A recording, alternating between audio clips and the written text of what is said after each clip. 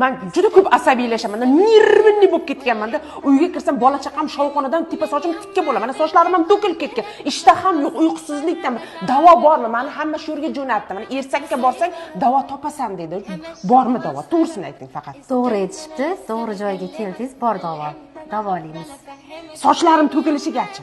Bor, hammasi. Ko'zlarim nurigacha. Hammasi. Men tirnoqlarim to'kilib sinib ketyapti meni. Hammasiga mahsulotlarimizda bor. Semirib ketyapman men.